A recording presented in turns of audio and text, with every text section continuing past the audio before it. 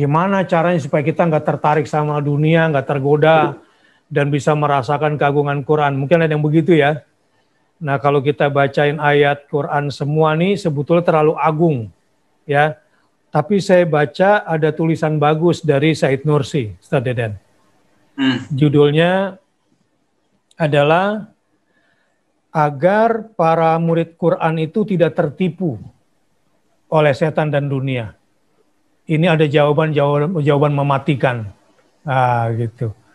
Kan kadang-kadang nih ya yang tadabbur Quran, yang hafiz Quran, yang ahli Quran suka apa yang Ustaz Deden katakan tadi kan, kurang merasa pede dengan Al-Qur'annya karena mungkin sudah tertipu oleh setan. Nah, Said Nursi kasih tulisan.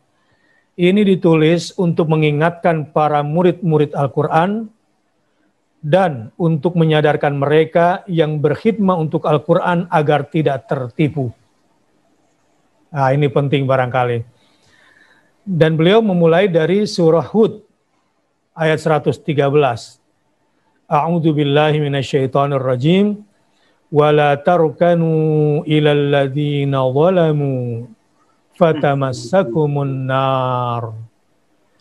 Janganlah kalian condong kepada orang-orang yang zalim, sebab hal itu akan membuat kalian tersentuh api neraka. Nah ini peringatan Quran. Apa saja sih sebetulnya jebakan-jebakan setan yang membuat kita kurang pede sama Quran, akhirnya tergoda deh. Nggak jadi khadimul Quran lagi, nggak jadi pelayan Quran lagi. Jadi pelayan siapa? Pelayan bosnya, pelayan dunia, ya. Tapi nggak mau menjadi pelayan Al-Quran yang setia. Ganti karena jadi pelayan Quran gajinya nggak jelas. Tempo-tempo digaji, tempo-tempo tidak. Gitu. Karena kalau jadi pelayan Quran, pangkatnya nggak jelas, statusnya nggak jelas, ya. Ukuran-ukuran gajinya nggak jelas, gitu. Apalagi, ya makannya kalau jadi pelayan Quran cuma dari nasi berkat, makan nasi besek gitu kira-kira. Ya, baca Quran, tahlilan, dapat nasi besek gitu. Kalau masa lalu. Nah, Said Nursi kasih gambaran begini. Setan manusia, ini yang pertama katanya, ada 6. Ada 6 tapi satu aja barangkali malam hari ini ya, mungkin karena lumayan juga ceritanya agak panjang yang beliau sampaikan di sini. Jadi maaf agak kedinginan. Beliau bilang begini, tipu daya setan yang pertama. Apa katanya? Setan manusia berusaha lewat petunjuk yang didapat dari setan jin menipu para pelayan Al-Quran, serta memalingkan mereka dari pengabdian dan jihad maknawi yang mulia. Yaitu, dengan membuat mereka mencintai kedudukan dan reputasi. Gambarannya sebagai berikut, kata. Secara umum, dalam diri manusia dan pada setiap orang terdapat keinginan. Ya, ini yang paling penting. Baik sedikit maupun banyak. Untuk mencintai kedudukan yang merupakan penyakit ria dan keinginan untuk memperoleh posisi terhormat dalam pandangan manusia. Nah, dengan motif ingin terkenal, manusia rela mengorbankan hidupnya untuk memenuhi keinginan tersebut. Nah, ini yang pertama nih. Pesan ini sangat berbahaya bagi para perindu akhirat. Namun bagi ahli dunia, ia merupakan sesuatu yang menyenangkan. Ya, supaya populer, followernya banyak dan viral, dia rela hinakan dirinya kan. Joget kayak orang gila, pakaian semaunya, omongan yang juga kotor. Nah, itu bagi pencari dunia yang ingin reputasi dan popularitas. Di samping itu, ia menjadi sumber berbagai akhlak tercela. Perlu diketahui bahwa ia merupakan sisi lemah yang terdapat pada manusia. ia bisa dimanfaatkan oleh pihak-pihak tertentu untuk menarik manusia lewat perasaannya itu. Karenanya, yang paling kutakuti dan paling kucemaskan adalah kemungkinan adanya eksploitasi kaum ateis terhadap saudara-saudaraku lewat sisi ini. Sebab lewat cara ini mereka telah menarik teman-temanku yang kurang dekat, lalu melemparkan mereka ke dalam jurang kebinasaan. Wahai saudara-saudara dan teman-teman yang menjadi pelayan Al-Quran,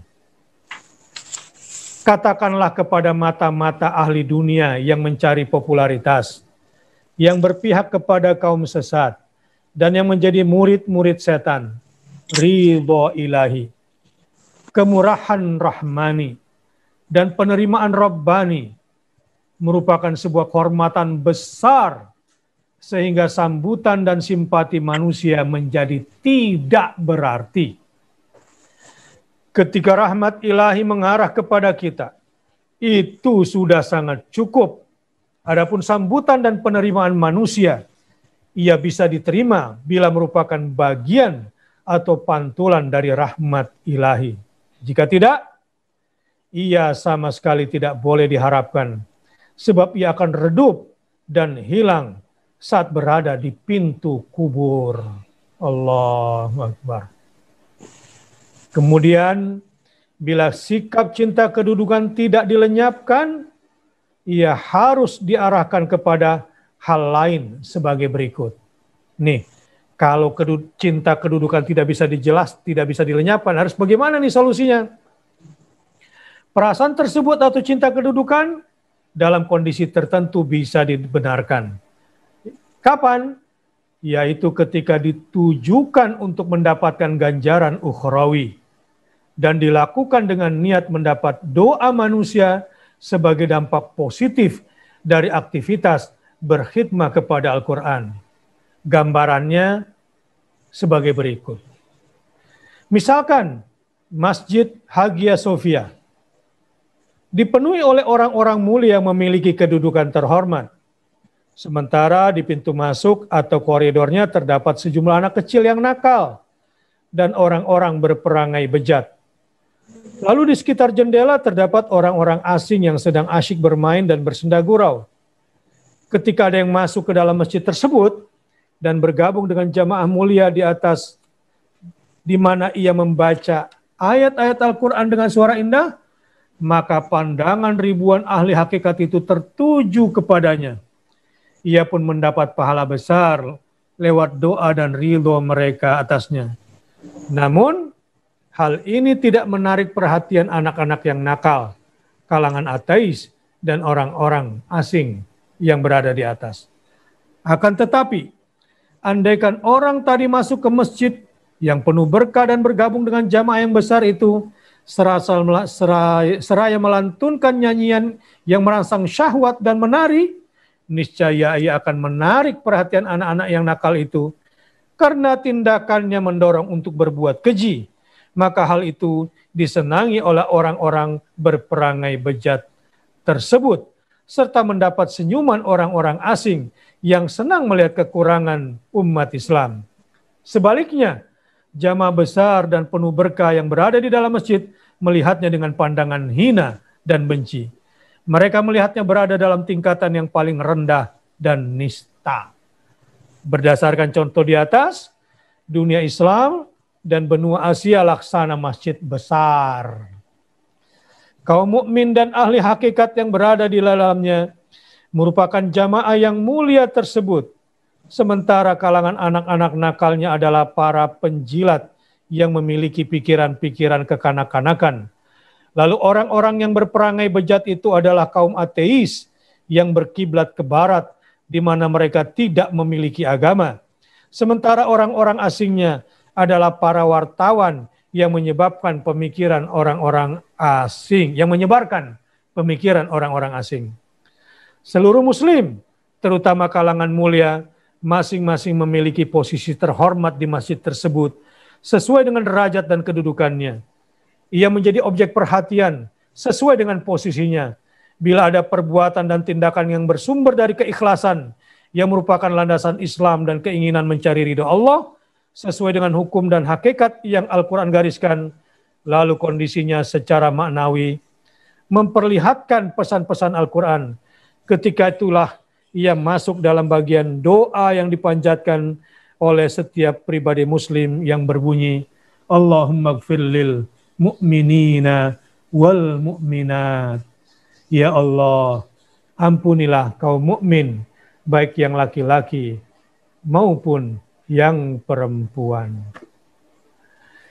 Ini panjang ceritanya Ustaz Deden, tetapi beliau pada akhirnya menyimpulkan bahwa orang-orang mukmin ini al-akhillau yauma idzin ba'dhum li ba'din aduwwun illal muttaqin. Para sahabat, para teman nanti pada hari kiamat di akhirat satu dengan yang lainnya akan menjadi musuh kecuali orang-orang yang bertakwa. Jadi nggak usahlah mencari kehormatan duniawi, popularitas, ria, sum'ah, supaya kita dibilang hebat, itu nggak penting. Ini justru yang akan menjadi bencana kita. Tapi ketika kita hanya mengharapkan ridho Allah dan merasa mulia dengan keimanan bersama orang-orang beriman, dan hanya memilih pilihan yang dipilih oleh sesama muslim, walaupun itu kelihatan sederhana, inilah yang nantinya akan menjadi pemenang, yang menjadi mulia, menjadi terhormat, ya. Seperti kaum budak yang dihinakan oleh Bani Israel, bahwa pengikut Muhammad budak. Ya enggak gitu. Bilal memang budak, tapi dialah karena suka mengagungkan Allah, mengagungkan Rasulnya, mengagungkan Al-Quran. Apa yang terjadi? Dialah yang berada di atas Ka'bah yang selama ini disembah oleh para orang-orang terhormat di Mekah Raya. Si budak ini malah yang naik azan di atas Ka'bah.